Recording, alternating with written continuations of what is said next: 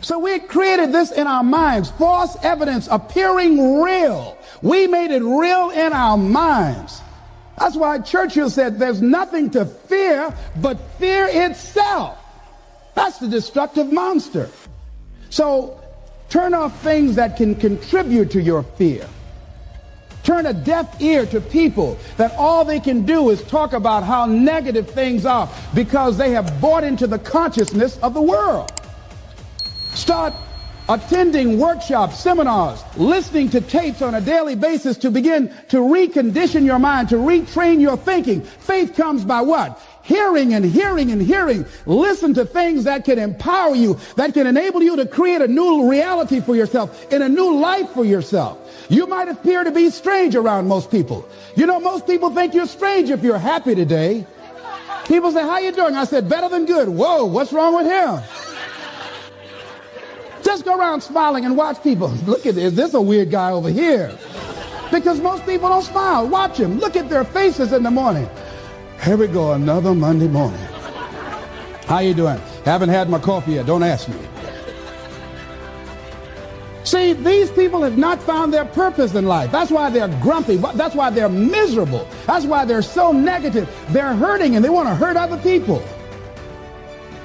So start practicing using programs for your mind. Seminars, books, workshops. Keep a journal. Record your thoughts. What's happening with you? Every day when you get up, have a journal near you. I use the Jack Boland journal so that I can write down my ideas. I keep it by my bed so I can write down my thoughts. See, ladies and gentlemen, we get 3 to 4 thoughts a year that if we would act on those thoughts, they could change our life. When you don't have a true appreciation and acceptance for who you are, and you allow yourself to be immobilized by fear, what happens in the process is that you begin to abuse yourself. You begin to sabotage your life. You begin to sabotage your dreams. You begin to unconsciously work against yourself. You become your own worst enemy. So what do you do about that? Well, you begin to realize that your dream and your gifts have so much meaning and so much value for you till your hunger for them will begin to push you past the fear. Your hunger to have them will give you a special drive. As you work on yourself, as you begin to acknowledge your true identity, the true power that you have, the true capacity you have to bring about change, the miracle working power that you have within yourself to do the things that you want to do. When you take them on, I'm reminded of a man who, this gentleman was doing a special study of a special tribe in Africa, headhunters. And he had difficulty in developing a relationship with these tribesmen because of the fact that he had fear. He had fear they would take his head. So he worked there for a long time with no effort, no progress in developing a relationship and rapport and being able to achieve a level of trust. So finally one night while he was in bed, he was thinking about it. I said, what is it that you came here to do? What is your life work as a missionary? He said, I wanted to study these tribesmen. He said, what's the worst thing that they can do to you? Kill you. And he just decided, hey, this is what I came here to do. I know that there's some risk involved, and I'm going to do it, come what may. He said, I'm not going to be afraid anymore. He went back the next day, and he started doing the work and trying to talk to and interview many of the members of this tribe. And they began to respond to him. They threw out the welcome mat to him. And years later, when people came to see what his progress was, they asked him, how were you able to do this? How did you convert the relationship from being hostile to that of being positive? And he said something I think has value for all of us. He said, when life can no longer threaten you with death, he said, what else is there?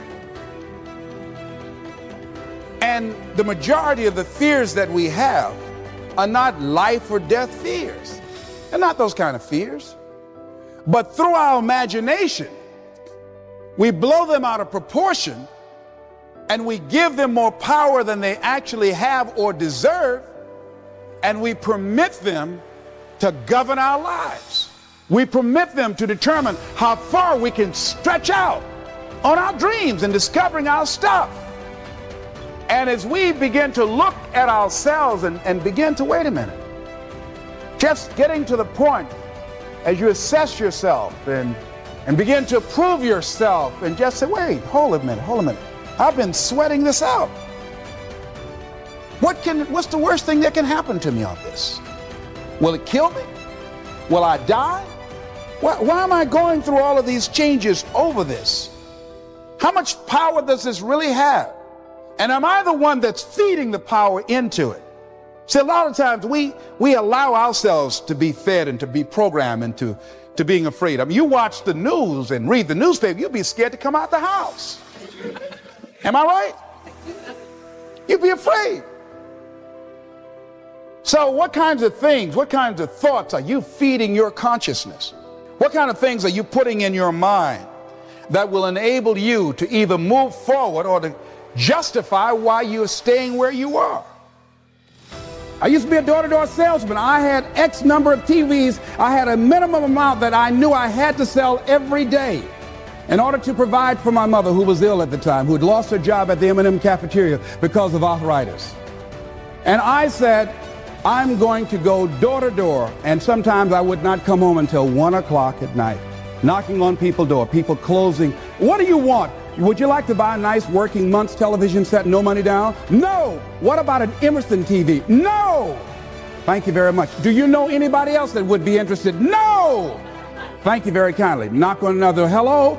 Would you like to buy a nice working television set, no money down? No. Get away from our door. Thank you very kindly. Do you know anybody else would be?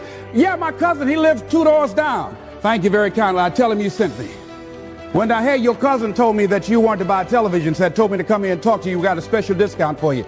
Yes, come in, I'm interested. I would just keep right on. I would not go home until I did it. It's an interesting thing, ladies and gentlemen, that when we put ourselves in a situation where we say we're going to do it, it puts you in another zone where the universe responds to you. When you have that kind of consciousness, see, the universe responds to the man or woman that refuses to be denied, because that is your commitment.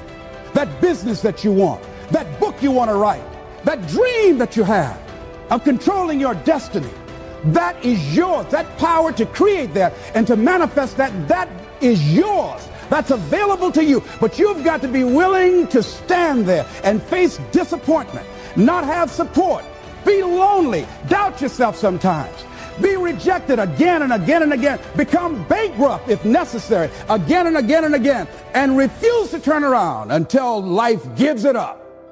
Nothing can resist a person that has that kind of commitment. The people that have made a difference on the planet. When John F. Kennedy said, we will go to the moon in the next decade, he spoke it. That was a commitment, and people shared that vision. People bought into that. We've had all kinds of examples in history where people have made declarations, who have committed their lives to bring about a difference. There are people who are taking a stand today against hunger. I guarantee you it will be a part of our past at some point in time. Someone took a stand against polio. It no longer plagues us as it once did, because someone said, it is my commitment to eradicate it from the face of the earth. Someone made the commitment. The reason that we're here and enjoying the democracy that we have, someone made a commitment that whatever is required, if it means that I die. I remember Paul Robeson, here I stand, for I can do no other. And that's how you must be.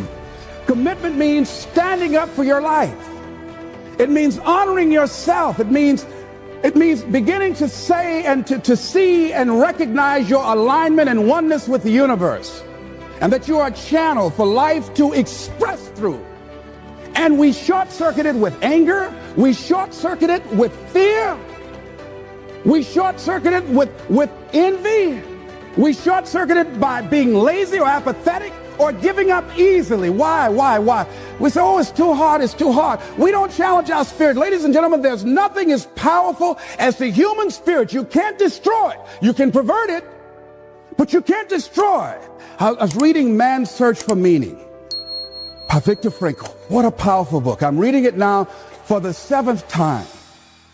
And he gives so many graphic examples of the power of the human spirit. And so what are some of the things that can fortify us and give us the kind of inner strength that will allow us to forward ourselves into the future by manifesting our commitments? Number one, commitment means in some cases going back to school, getting some training, sitting up in classes with people younger than you, putting yourself in a position where you don't know and that is awkward and uncomfortable, but because of your commitment to develop yourself, or to go back to school to get a high school diploma or to get a college degree, that it doesn't matter, feeling dumb and saying, what am I doing here, sitting up in some boring class? Commitment can mean a lot of things. It could mean that you begin to go back. You got to back up sometimes. It means to back up and not give up, to regroup, back up and regroup and come back again. Because life has waylaid you, because you got knocked down. I think that it's very important that you start trusting yourself. Listen to yourself. Listen to that still small voice within you. Don't try and make everything logical. There's some things about life that defies logic, that you just can't explain how the outcome is going to be. That once you begin to trust yourself and your ideas and your instincts, life takes on a whole new meaning, because now I want you to do that feeling that you are led. Just feel, I am led. I remember the worst speech I had ever given in my life. I let someone exploit a fear that I had.